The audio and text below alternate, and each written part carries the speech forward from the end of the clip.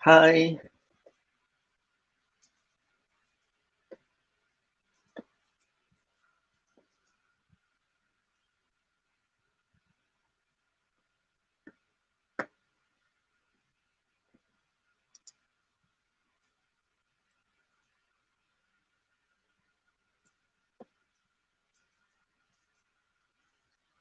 Hi. A very good morning to everyone. Welcome to the talk for today. So we are from School of Engineering, Asia Pacific University, and my name is Lau, and I'm your host for today. Okay, so for the talk for today, we are actually talking about from industrial perspective, how is the life of an electrical engineer? So for today, we are very delighted to have our special guest for today, IR Tanish. Hi, IR Tanish. Okay, Hello. hi. So let me introduce a bit about our speaker for today. So our speaker for today is IR Tanish Ravichandran, who is currently serving as an electrical engineer in a consultancy firm, Perunding Shanu Sdn Bhd. He graduated from University Tenaga Nasional (UNITEN), and in his career, he has been in charge of many different engineering tasks, including design electrical power distribution system, conduct power system study, protection coordination and arc flash analysis, prepare tender package inclusive of drawings, BOQ, equipment specification, etc., evaluation of bidding submission, monitor site installation and attend to queries from contractor related off-site issues. So I believe today IR Tanis is the perfect candidate to give the talk for today. And let's put our hands together in order to welcome IR Tanis. Yay. Okay, so IR Tanis, the floor is yours. Yeah, thank you, Ayala, and thank you for having me here today. So, can I confirm you can see the slide? Yes, I can see a slide, yes. Okay, all right. So today the topic we're going to cover is the electrical engineering in terms of industrial perspective. Okay. So actually, the main objective of this talk is actually to provide industrial exposure related to engineering for the electrical students. And in this talk also, I'll be sharing my experiences, roles, and also the workflow as an electrical engineering. This is to give the students an insight of the electrical engineers' day-to-day experience, role, and workflow, so that they can relate um, themselves in future. What is the expectation in terms of the industrial requirement. Then the last thing I will be talking about is the qualities and the traits of becoming a successful engineer in the industry.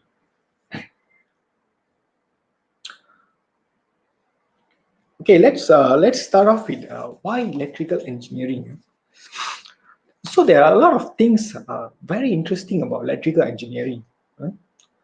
If we compare, if we come to think about electrical engineering in terms of energy, the form, and everything, the one main thing very unique about electrical or electricity is the speed of its transmission.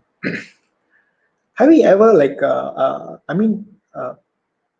let's say we have a light, we just press of the button, the switch, immediately the light comes in. Or even tens or hundreds of kilometers away, let's say a power is being switched on to your house, and immediately you receive it. So it's actually the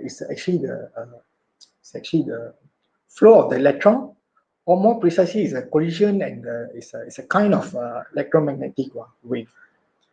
So it is the electricity, the energy is available, and is the readiness of the electric power.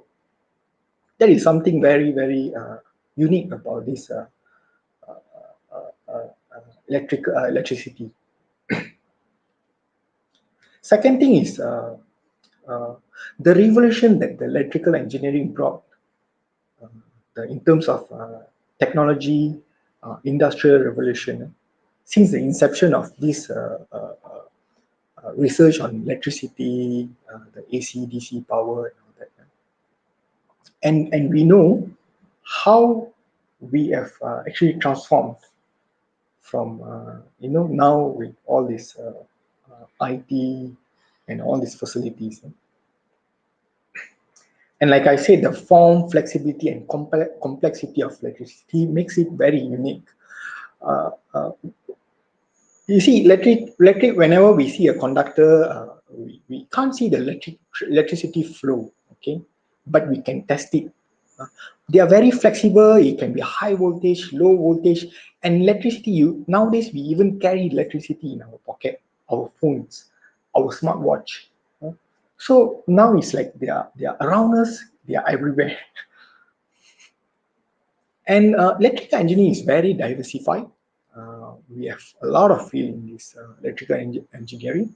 For example, electronic, energy, uh, we have telecommunication, and under these divisions, we have subdivisions. For example, energy, power systems, protection systems, power quality, all those things. And electrical engineering is also a driving machine for economic and social development.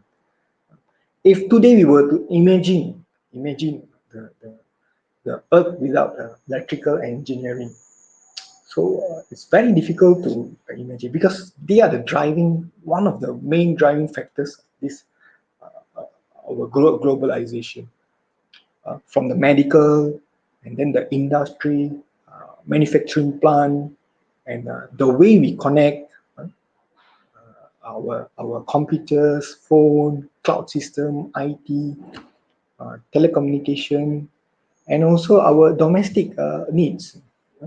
Definitely, electrical engineering uh, has lifted and also contributing to the quality of life.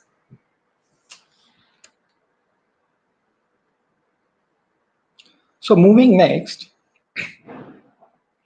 is some graph introduction to the electrical engineering.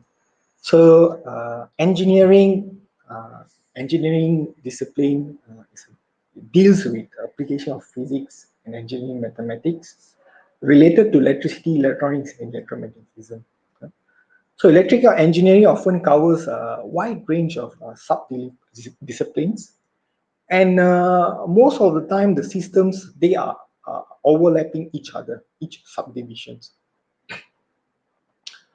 Okay, like we have power, electronics, communication, signal processing, control system, and computer.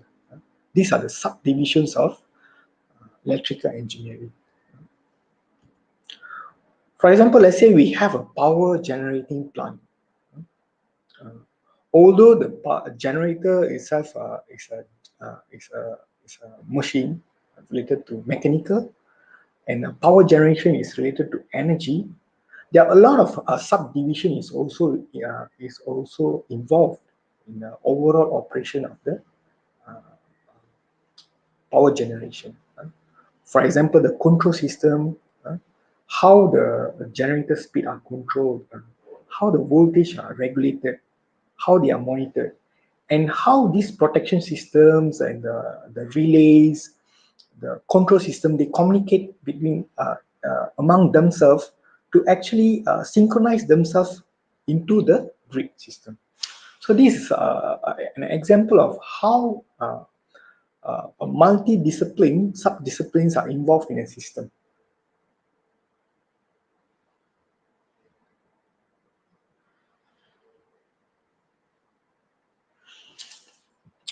Okay, I will cover in this slide. I will cover the career field that are involved in this electrical engineering. First is operation and maintenance. For example, let's say we have a plant, manufacturing plant. Definitely, we have a lot of assets related to electrical system. For example, transformers, switch gears, circuit breakers, protection systems. So all this has to be maintained regularly. this operational maintenance has to be done. So the engineer who is in this field, they will be responsible for this the operational, the overall electrical operation and maintenance of the equipment. Consultancy. So in consultancy, the general scope involved is to actually design electrical systems to ensure the implementation of the design according to the specifications, and then advise the client on the regulations, standards, and design according to the regulation and standards. Then research and development. So we know there are a lot of research involved in engineering field. For example, how the smartphone have developed, how electric car is being developed, how solar energy nowadays has become like a booming sector. So all these are actually are based on the research and development that being conducted. So it's also one of the career field in electrical engineering. Then project management. Management in construction, um, uh, any projects. And another field, career field, is also sales. For example, we have a lot of these uh, electrical equipments, all that. So mainly the sales engineer, they will have a sales engineer who often meet up with consultants or clients to brief and to give product knowledge to their clients.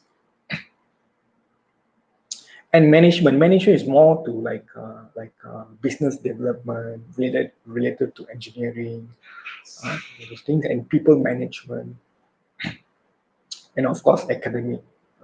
So these are the some career field that are related to electrical engineering.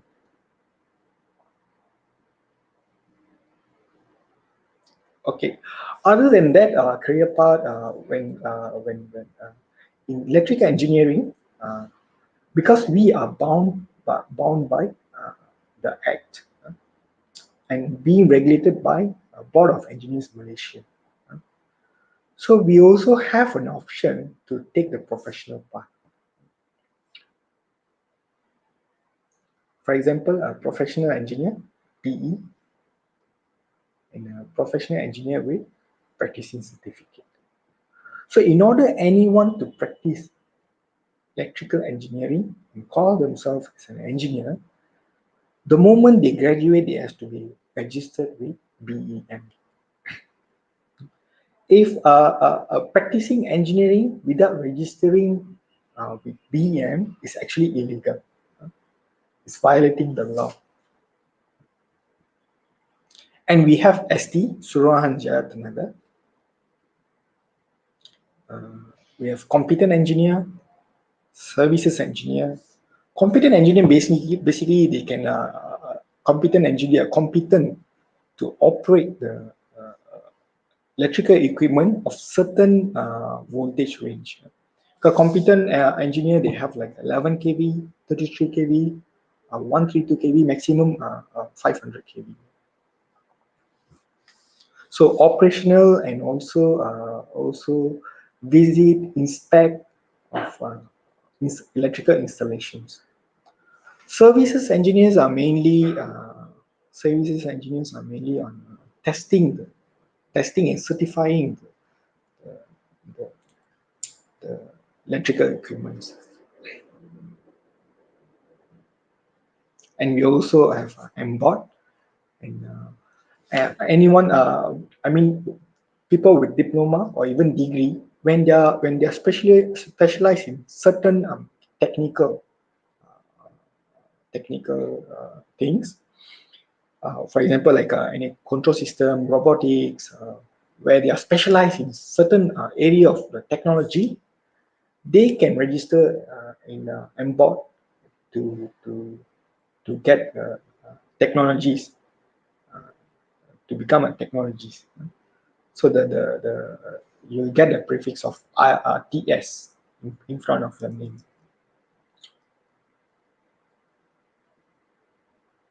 Okay, then moving forward, so in this section, I'm going to just share my experience, my experience in engineering.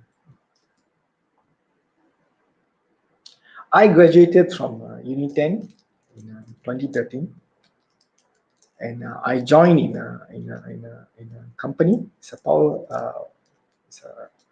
electrical power company in 2013. Basically, I finished my final exam somewhere in December 2012. So I think I joined to this company around February of 2013, uh, right before my graduation. So I served in the company as a field service engineer. Field service engineer, who where we are responsible for testing, commissioning, and servicing of LV/MV electrical power equipment. Then in 2014, I joined in this Perunding Shanu Sendirian Bahar, which I'm still now attached with the Perunding Shanu as an electrical engineer. So we are mainly of consultancy, providing consultancy services for electrical distribution system.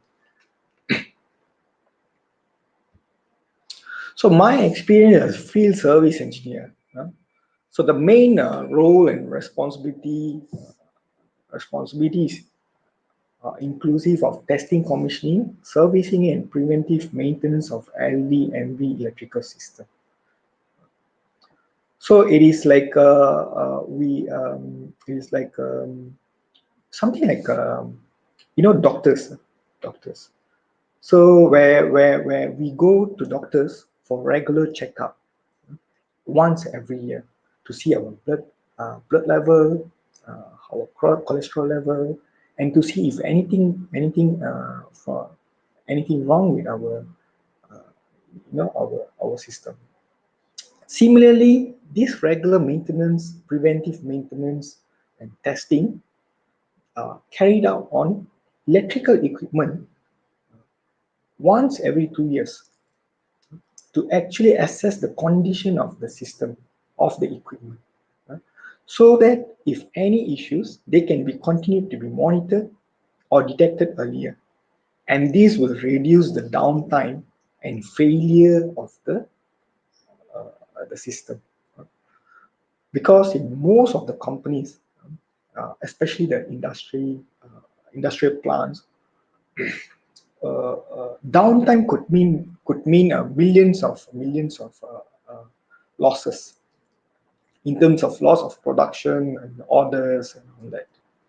And sometimes, let's say a transformer failed due to some short circuit or insulation failure, and it may take weeks or months actually to replace the transformer. If no replacement can be done to the transformer, if a new transformer required to be replaced. So this testing, commissioning, servicing, and preventive maintenance are very crucial for the day-to-day operation of the electrical system. And yeah, like I said, it involves power transformers, switch gears, cables, protection relays, standby generators, ACB, and there are a lot of neutral earthing systems, earthing, all those things. And we also were doing this called a patented live and loaded testing method, where we test the protection relays without having to shut down the feeder. So that means we do it on the LV side, on the control side. Uh, we test the relay without having to shut down the power. Of course, with all safety measures being taken care. Because in the industry, the protection relay, especially the CT current transformer, are tested, can only be tested when there's no load or the supply has been turned off. So actually, there was a patent by this company that that this test can be done when the system is on live. And we also did some fault diagnosis, fault finding, and actually a lot of this we covered our services locally and also Southeast Asia. Personally, I've been to Beijing. I was offered to go to Jakarta and also Boracay, but I couldn't participate because of I had some other things. But the team would go all over, like Indonesia, Philippines, Vietnam, Thailand, China. China, they go up to the Tibet, Hong Kong. So um, yeah, it's quite a very interesting scope.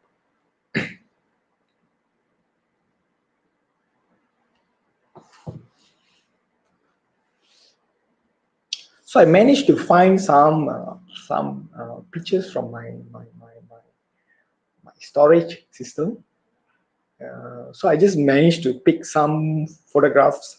Mainly, I don't have some like zoom out photograph. All I have like details of those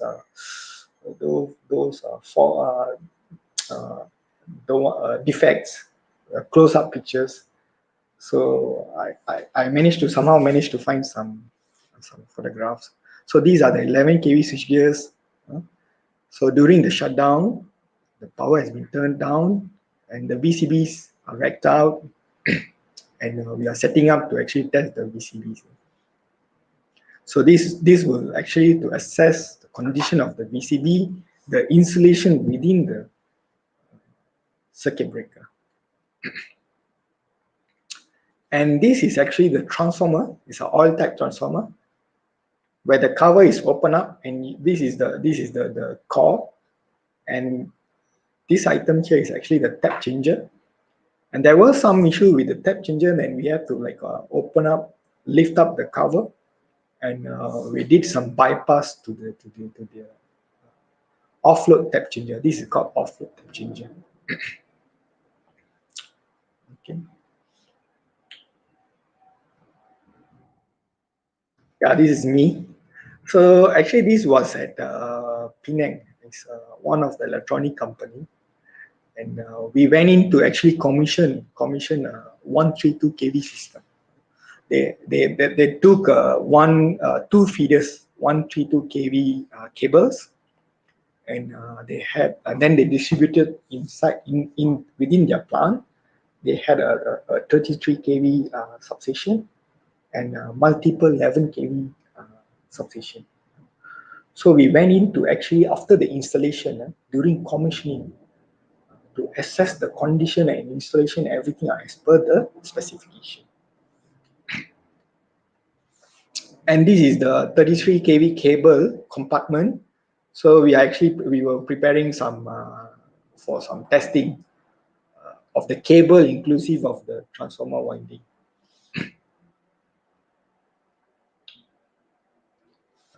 So here you can see myself doing preventive maintenance. This is one of the preventive maintenance tests where this is called a partial discharge check, partial discharge test. So I remember we did for the all the electrical system in this factory, and actually so this test actually can be done during the live when the transformer is running, when the switch gears are running. So we have an instrument to actually tell the it can measure the partial discharge and can tell us some. It's a bit more on interpretation of the data collected. Data collected. So then we can, before the shutdown, because normally in a year, this kind of factories, big factories, they can only afford for a shutdown, let's say once in a year. And that the shutdown time is very limited, maybe 1 day, 2 day, for them to service all this transformer and all that. So imagine on that two days time, if they find some defects, getting the parts to replace, and all that will be very difficult. So, it is actually a good idea. This preventive meaning, what it does is, during before the shutdown, it will assess the condition of the electrical equipment, and we can pinpoint into certain area where we suspect there's some potential failure on the insulation or cable, anything. So during the shutdown, while we do maintenance, we can focus into these areas. So I remember after we done this, during the life operation of the factory, we managed to find three or four faults, pinpoint to three or four fault. One is actually this transformer. Uh, Actually, this test picked up this power cable actually touching the you can see the bars, the conductors of the power transformers. And when we open up during the shutdown, we rectify it. And then there were some cables. There were puncture in the cables, and there was some fault were detected in the switchgear. So which they managed to replace also. Okay, next is moving to my experience in consultancy firm. So in 2014, I left from the from this company, and then I joined consultancy firm. It's a Perunding Shanu. It's a mechanical and electrical consultancy firm providing consultancy services in the following areas: electrical generation and distribution, power system study, a lightning protection system, ELD system, lighting system, public address system, ACMV, fire protection, vertical transportation, like a lift, escalator, plumbing and sanitary, project management, technical audit. So you can see GHIJ actually a mechanical engineering, and we have a mechanical team in the office.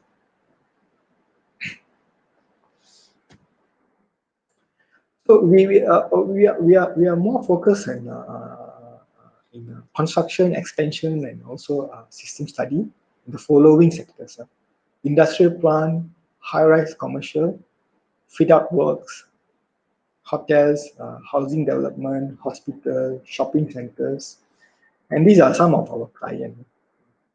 There are a lot more lists. I just picked a few for the sake of presentation.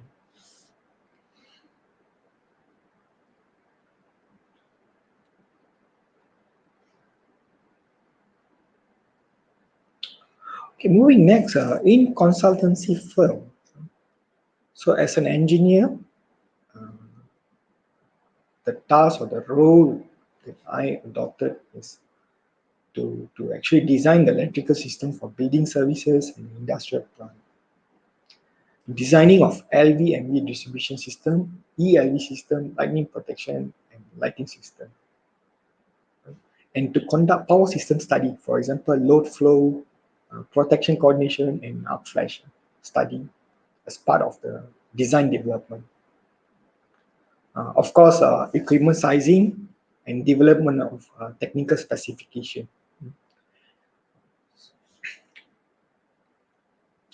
So equipment sizing in terms of transformer sizing, genset sizing, breaker size, switchboard sizing, all those things,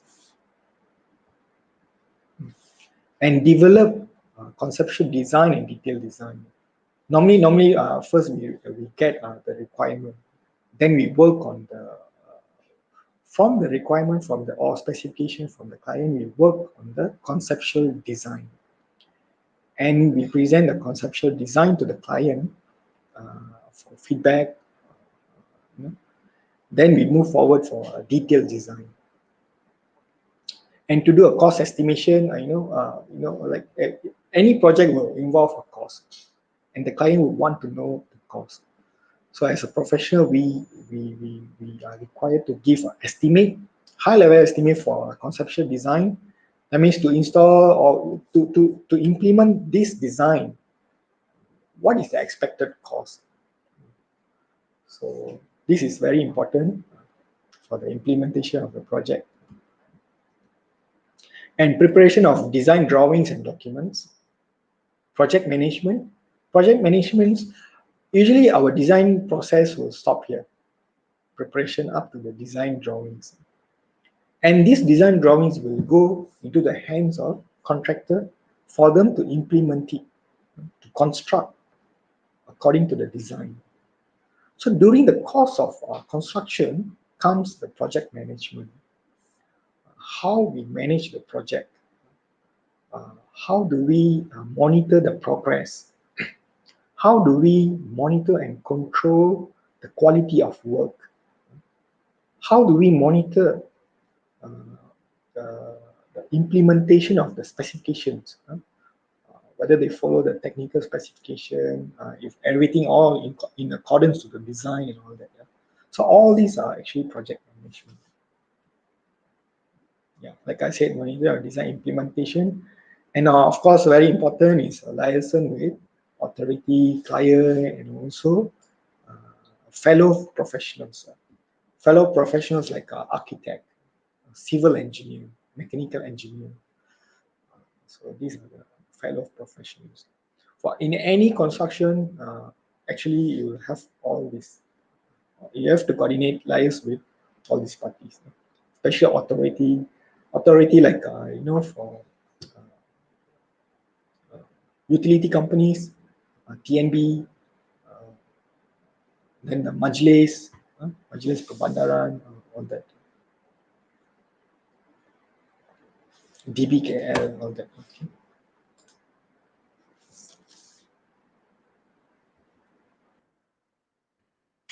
Okay, so in general, the key responsibilities of engineers in consultancy firm includes design development, development of technical specifications, liaison with the fellow engineers, architect, authority, and client, and to advise matters related to act, regulations, standard, and safety, project management, and oversee implementation of the design.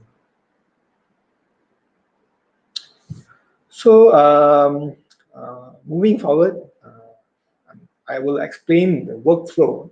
The workflow, assuming just a new construction, assuming a new construction, we have a new construction. What is the flow like? The workflow like? So we can actually categorize into two stages. One is design stage, another is a construction stage.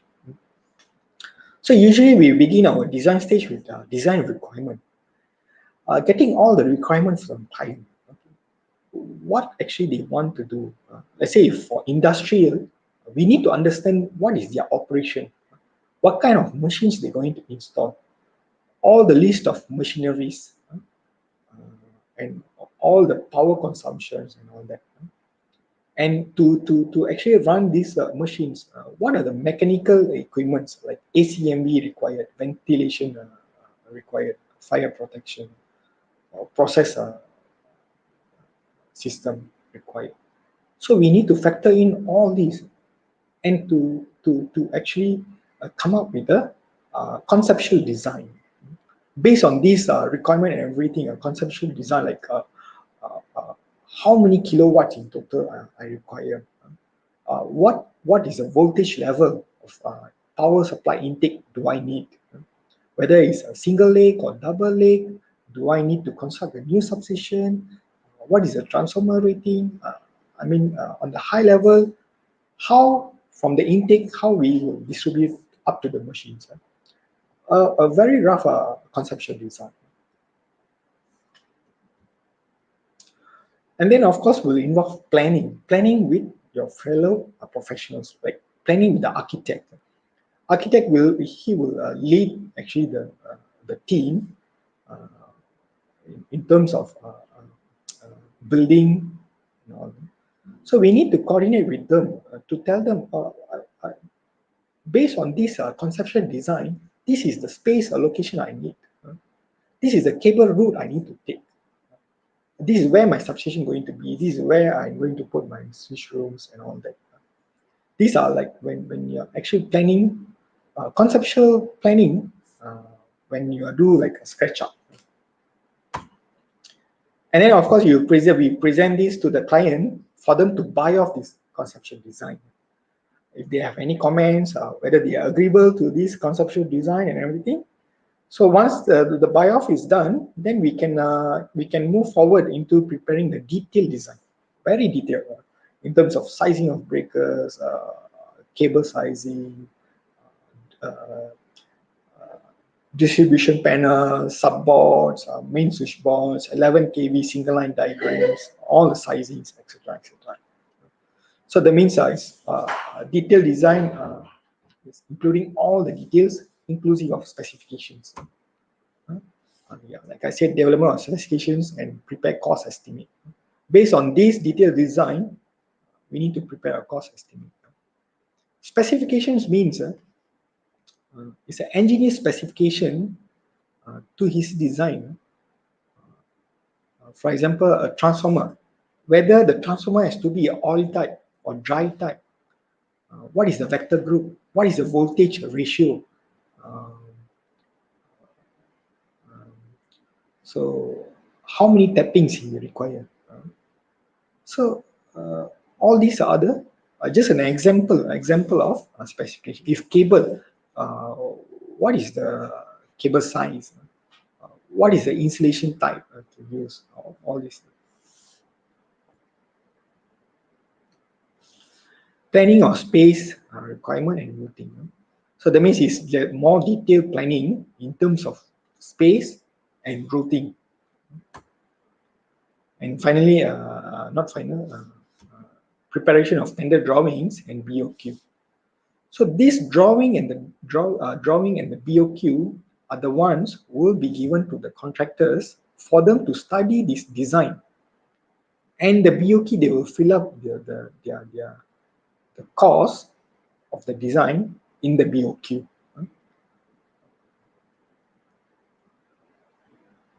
So once they submit towards their reply, their cost, normally this tender exercise will be carried out by the client, the client's procurement team.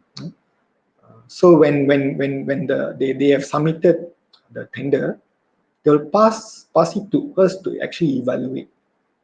Evaluate in terms of, in the submission, have they complied all the requirements, all the design requirements and specifications? We don't want they deviate from the specifications. We want, let's say we have 3 or 4 contracts, all 4 of them comply to the specifications for like an apple to apple comparison of their cost. And we need to evaluate their rates, their,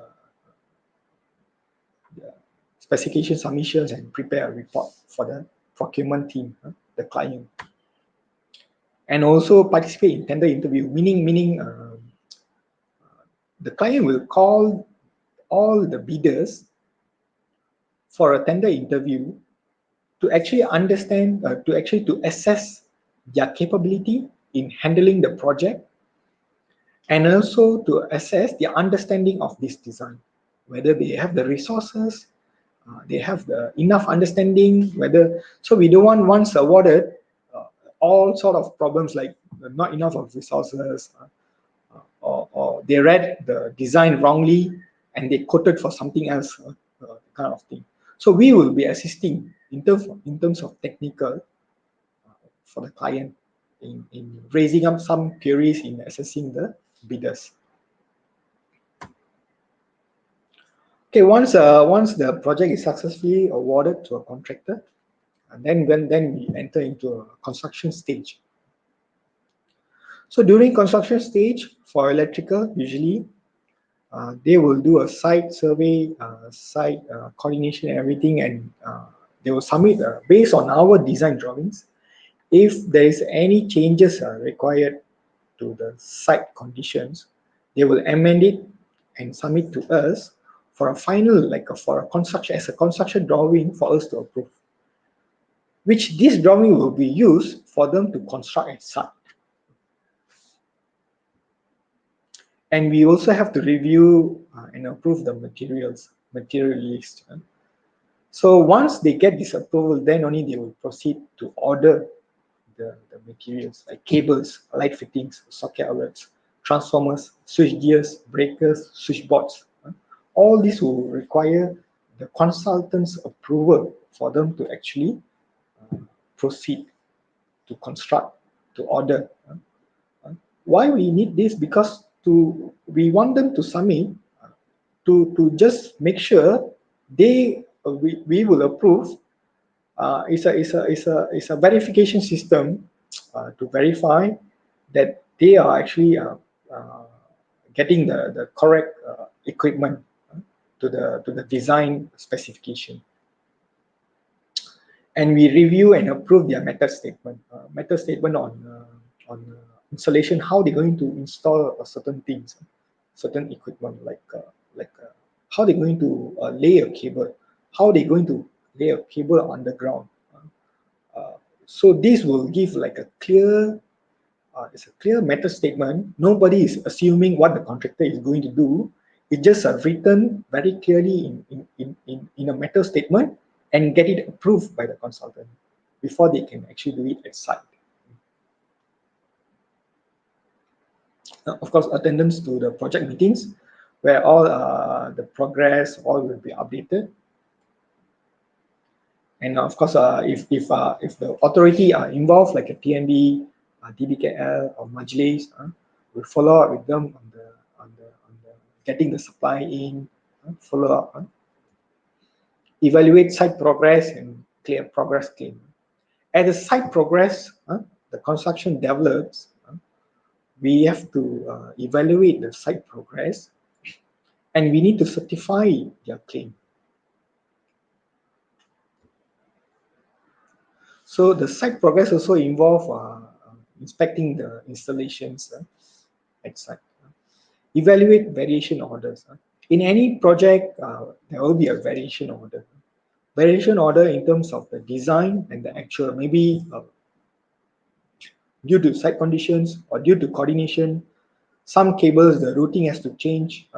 Maybe the cable length is not same as what is quoted during the design. So all this has to be evaluated by the consultant and approved before the actual works are being carried out at site. Attend to site-related issues. Often the contractors will come back to us and say, I have these issues at site, technical issues, this, that. So all this we have to communicate with them effectively and attend to all the issues and provide a direction for them. Attend to FAT, factory acceptance test, site acceptance test, and commissioning. What is this FAT? FAT is a factory acceptance test. For some of the important equipment, electrical equipment, for example, transformers, switch gears, switchboards, they all have to be tested at factory to confirm what they're going to deliver to site. Besides what were approved, uh, all the equipment are following as per the technical specification. The transformer will be tested, the switch gears, everything will be tested. So if no defects, everything comply, then the approval will be given to actually ship out this equipment to site. So once they arrive at site and installed, terminated and installed, another round of site acceptance test will be conducted to make sure during the transport and installation, everything nothing were abnormal. Everything in good condition, are safe. And of course, liaison with authority for CCC approvals based on the site installations, the testings and all that. We provide a CCC approval and application for the CCC. And finally, once they are up running, the contractor will submit to us the as-built documentation, which will comprise of the as-built drawings, all the documents related to the installation. So that's all on the workflow on the design and construction stage. So I'm just showing some of the recent project we were involved. This is a factory. It's a factory. Initially, they had just a single-story factory where we have to demolish the existing facility to actually develop a multi-story building, which comprised of production floor and then the office blocks. And at the behind here, it is called a CUB. CUB meaning Central Utility Building, where they house all the utility services like transformers, generators, chillers, compressors, which will actually support the production and also the office block.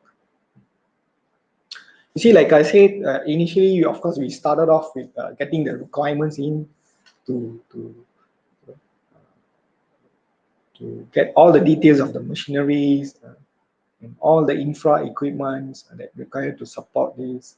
And of course, there are a lot of estimation involved in terms of load estimation for the officers and all that. And then we come up with, it's a 2D drawings. We develop, and this is like a detailed design of how we develop into a drawings. So this is a 3D model. This is just recently taken before the MCO. So I think now we are about 70 to 80% completion. So this is the CUB area where the main electrical equipment are housed, like the transformers, main switchboards. This is a 3D model. So during the design stage, like I said, we need to do a lot of coordination with fellow professionals. Where I'm going to put the transformers is not like a one discipline work independently. So all the discipline have to, even though they are of different firm entity, all have to work as a team to actually to integrate everything into a working element. So this UV, if I just to be point out exactly, is somewhere here. Here. So I just picked up some examples from 2D, how we develop 3D, and we put in all the routing. There's some dark work. The sun green color you see is ACMV systems, how we coordinate. Now, of course, going into the production, there are a lot of heavy routings, but I never put a picture of those because all the main electrical equipments are here. Once they go on, it's mainly on the routing, clashing with the ducts. A lot of coordinations are involved, even during the design stage. So if I were to, this is the design modeling, and this is the site progress recently captured for the main switchboard room. So you see the cable working going on, the switchboards installed, some cable works are going on. And this is the 11 kV switchgear. 11 kV switchgear. Actually, we did we did a power up. The site are not ready, but the CUV are more or less are ready. We did a power turn on to simulate after the testing. And this is a transformer room, and these transformers are very unique. They are of 4.5 MVA transformers. I personally have not seen that is the maximum capacity we can go for on the 11 stroke 415 transformer. It's a dry type. It's a dry type transformer. So these are the photographs of site acceptance test. Just now, remember I mentioned site acceptance test. So these are relay calibrations are going on, to check the condition of the relays, and this is the switch gears. This one testing the cable with a DC supply. Right? These are the 11 kV cable compartment, the cables and all that. So we were there to actually witness all this SAT. So we were giving some briefing for the client's team on the operational of these switch gears. And these are some of the test reports which are immediately out for us to review if they are abnormal or abnormal, for us to give a hit whether it's acceptable or not. This is during the during the factory acceptance test. That means this is assembled at site. Before they arrive to site, actually we attended a factory acceptance test. So that means we will evaluate, check, inspect, and test all the operations to comply to our design. These are the protection relays. These are the VCB, 11 kV VCB, and this when the cover is removed, these are the mechanical gears and all that, which will which are responsible to they actually store this mechanical energy in terms of charged spring. So when on or off, they actually open or close the contact inside the vacuum bottle. So I have a video of this, just short one. Just to explain, this is the incomer one. Incomer one. We have a bus section. This is like a riser. It's normally always closed. This is the incomer two. So the design philosophy is when we discuss with the client, they want some kind of automatic system. Automatic system. So we have incomer one. This one normally open and serving this bus, and this is bus number two, and all the outgoings are connected, and all the outgoings are connected. There are switch gears at the side there. So their requirement is when the TMV fail, let's say the incomer, there's no supply, incomer supply, and of course this all the load connected to this bus are dropped. So they want an automatic system for this incomer to actually feed the failed bus, the incomer. So the bus coupler will close uh, automatically. So when the power supply what happens when power supply resumes, this breaker will close automatically and open this section automatically to restore its initial condition. So you can see this red light means the breaker is on. This red light, the breaker is on because there's a power supply, and this green light means this breaker is off. This is always on red.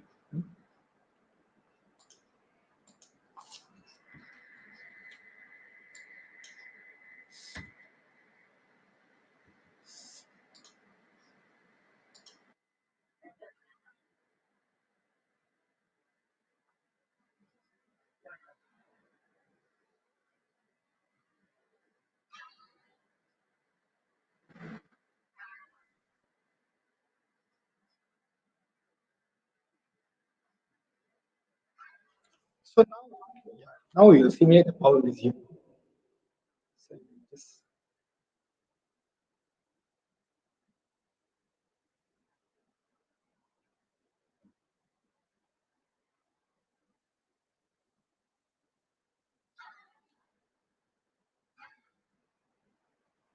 So now it's normalized. It's all automatic. So we also have another. We also implemented another innovative function here, where in case they want to service the incoming feeder to this cable or what, they want to down one feeder and feed it through the copper. They uh, just do some switching here and then go and uh, tell the controller that okay, you switch off this, but I don't want any interruption to the bus. So the system will automatically do a close transition uh, transfer. Okay. The next one is actually factory acceptance test for a standby diesel generator. This one is also quite unique because it's a 2.75 MVA generator. So due to space constraint and all that, instead of going into a two generator, we just adopted one generator of big size. And according to SIMW, this is a Caterpillar. This is a Caterpillar generator. Um, this is the biggest they have supplied in Malaysia. 2.750. Okay, so that's all about all this. So it's just you see it's all started with your idea, your concept, and it started with the lines, drawings, calculation, and all that. And that's how the design and develop. And you see a lot of there are many contractors, stakeholders, suppliers. All of them are actually are working together and actually to actually bring your design into a life, into a reality. This is one of the good thing about consultancy field. Okay, just a quick one on traits of successful engineer, becoming a successful engineer. But I mean, here when you say successful, it will definition of successful is actually will differ from one person to one person. One may say, I earn this much, I consider myself as successful. One may say, I get this kind of position, I consider myself as successful. So here, let's in this context, let's take successful engineer means your work is being recognized in the industry. That means your work has improved the quality of lives of people. You have implemented some safe. So all this we can consider as being a successful engineer. Okay, number one, being passionate of what you do. Electrical engineering will definitely require passion. There are two ways of actually looking into it. Either you do what you're passionate about, or you be passionate of what you are doing. So it's any other way. So when you have this passion, it's like an autopilot mode to success, and always have this curiosity. So because curiosity will lead you as an engineer to know, learn, and understand a lot of things. So it will also lead you into towards the innovation, innovating things, problem solving skills. Always have why is like that or why is like this. Always even small petty things are very even little things. You may not have the answer, but you will definitely somehow you will get there. One very important skill is communication skill, because you need to communicate only with technical capability. No, you can't do it. You need to have a good communication skill. You need to have a day-to-day conversation with your fellow engineers, with your client. You want them to buy your design. You need to explain to them your design. Your and your job will involve a lot of report writing, email conversation. So there will be a lot of people of different background, uh, engineering, non-engineering, executive, CEO of the company, MD of the company, who will be reading reports, your emails, everything, minutes, everything. So we need to know how to effectively communicate that all. You need to know your audience, basically who your audience are, and you need to tailor your, your, your communication. And another very important one is analytical and critical thinking mind. Because in real world, there are a lot of type of problems. They are very complex.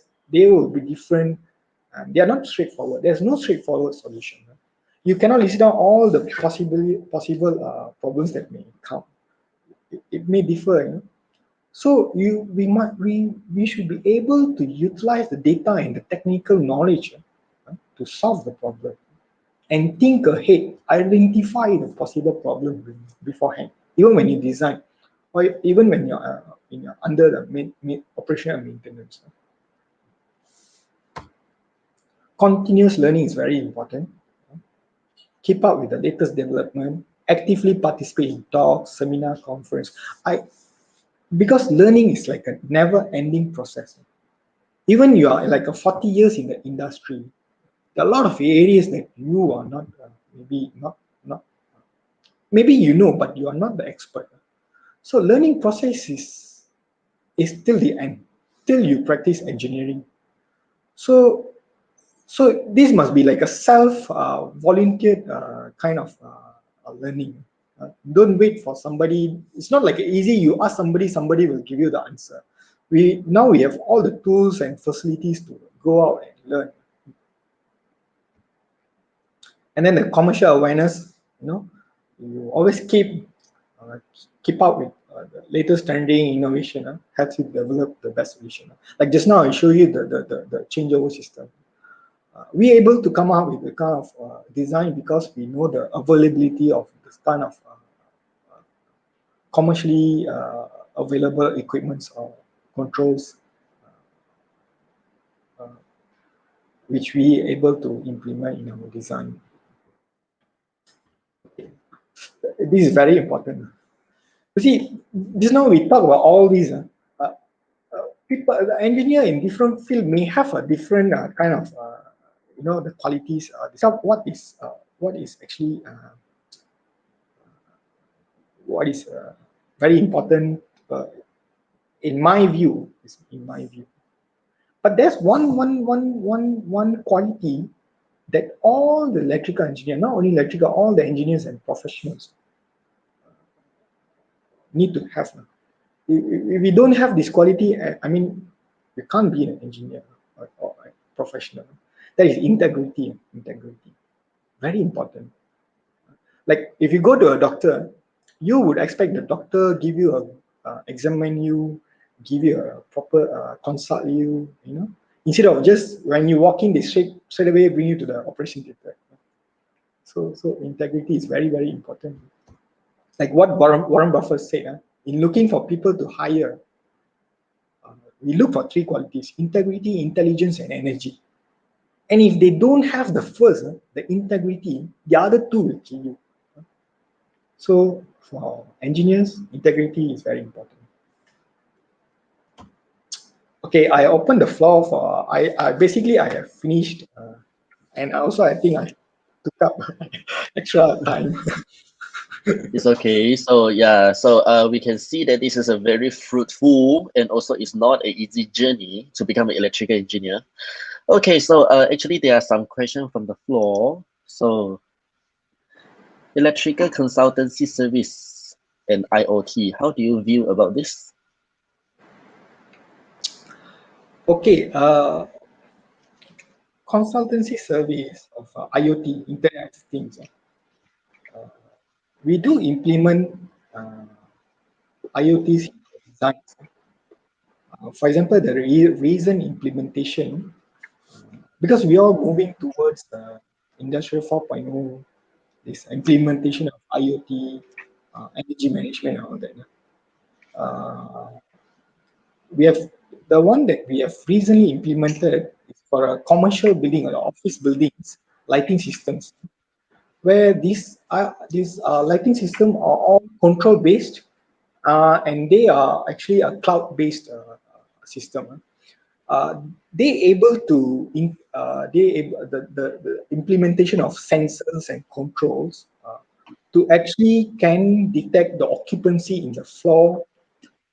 It can also, let's say you have a very big floor, it can just split into zones. They can on off or dim down all these and then at the end of the month or annual, they're able to provide you like uh, energy consumptions, which area consume more. It's actually helping us actually to actually focus into more on energy management. So yeah, Okay. these are the Okay, ones we. so yeah, I can see it's also important that IoT nowadays is very popular, so it's invaded a lot of areas. So therefore, I believe it's including electrical engineer as well, right? Yes, it does. Yeah, yeah. And also, our second question over here.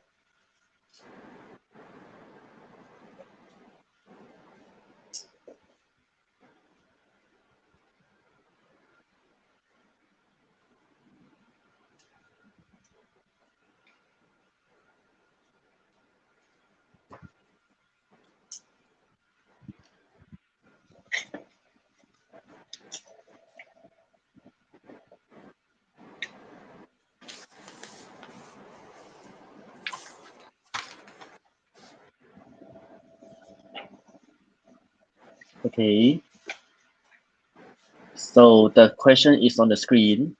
So therefore, there's a query about like how important that we have to update ourselves with the journal articles that relating to the field.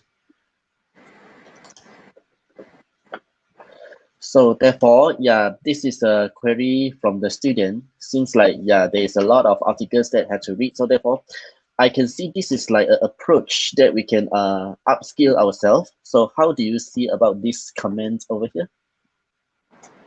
How important is it future articles related to the field to read? Do you have suggestion to approach should take forward? Okay, okay, journals. Normally, there are there are a lot of journals related to this study. But normally, how we access these journals, like time to time based, when we face with problems, like I think recently we faced with some earthing systems and all that. So the first thing we go look out for textbooks, refer to the journals, papers, and all those. So it's actually a case by case reference. Hmm. Okay, okay, Case. okay.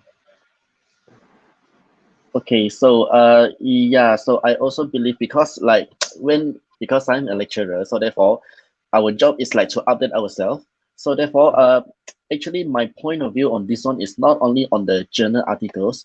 Actually, there are a lot like maybe the news magazine. So therefore, it's not like what article that we are reading, but actually it's like how resourceful we Mm. are in order to adapt to the new technology and also the new informations. Okay, and I also have a few other queries from the floor as well.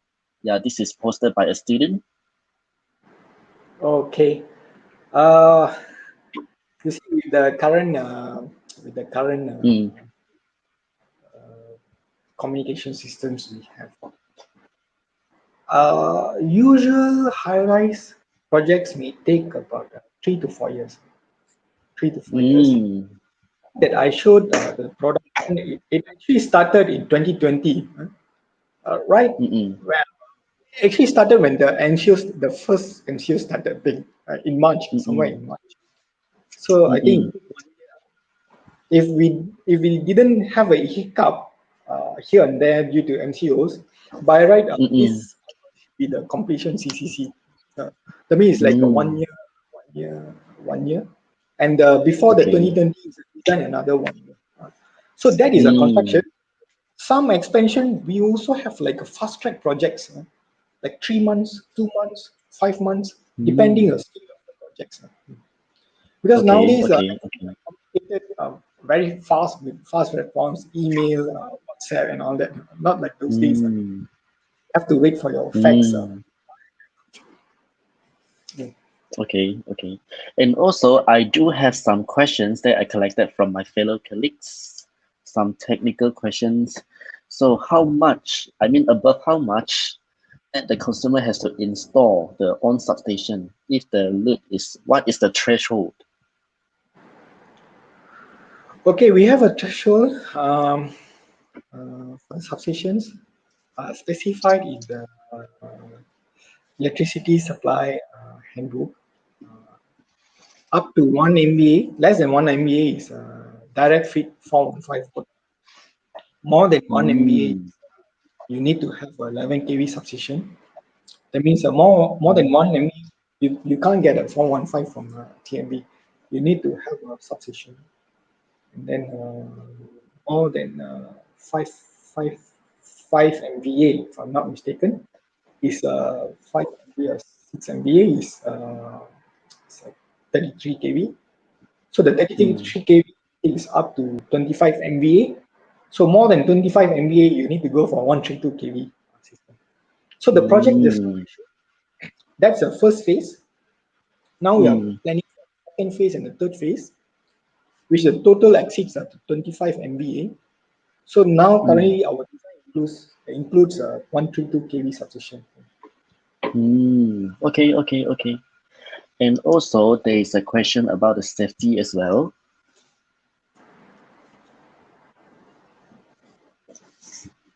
Okay, safety at site. Mm, for high voltage systems, in terms of designs, uh, you see, safety comes in like a switch gear. Huh? So like Mm, when they are operating and all that, those switch gears, they have a protection systems, overcurrent mm, protection systems. Any fault in the insulations or the arc flash or the arc over, the protection system will trip. And then we have this enclosure design uh, mm, to actually, in case of any issues, it will extinguish to the top, not the front exposed to the mm, person. And we have fire protection systems, and then mm, we have this arc flash analysis where mm, mm, any open door operations would require you to match the rating, the arc flash rating. And also mm, we normally nowadays the operation all remotely operated. Although the switch gear in the substation and all that, the chargeman nowadays even the reading everything is pulled up to the BMS system. All the readings are taken there. mm, The chargeman once a day he just enter to see everything is good. There's no order. There's nothing suspicious in the substation. He will exit. mm, Any switching and mm. everything is remotely operated in the current days of design implementation. Yeah. So Okay. so you are turning on and off the switch gears by actually Mm, mm, standing room beside. It's remotely operated. mm, mm. Okay, The and also yeah, and also there is a extension to this question as well. So therefore, it's from my fellow colleagues. So is there any like specific protective wear? I mean specifically during the commissioning and testing at the different various system? you see testing commissioning normally offline. They are not Mm, energized. mm, You would require the protective gears to match the arc mm, flash expected arc flash rating. And mm, during the switchings, basically during the switchings, or you when you require to operate the switch gears, open up the panels, and you need to do some open door operations exposed to the conductors. Yeah, you would require all those protective gears. Okay, okay. So I feel that I think we are pretty much covering all the questions posted in the comments, but I believe I have actually one last question for you, because like seeing that all of our audience are mainly students, right? So therefore, as a very successful electrical engineer like you, is there any advice that you can actually tell the student? For example, something that you feel that you should have known it earlier when you are still a student. Is there any advice like that you want to tell the student? The advice is basically in the last two slides. Uh, Mm, being passionate about what we work for. So mm, being analytic, mm, learn continuously learn. This is all that will make. yeah, It's not that after yeah, we leave university, we don't touch the mm, textbooks. mm, Even nowadays, we need anything, we will still come back to the textbooks. mm. University Okay. will roughly cover all the basics, but we need to later go back based on our field, our needs. Okay, okay. So I believe learning is a lifelong journey and it does not stop after you have graduated, right? Okay, so yeah, it's a very fruitful session with IR Tanish. And thank you so much for everyone watching this webinar. And also, I would like to conclude that our webinar shall end here. Thank you so much for watching. Thank you.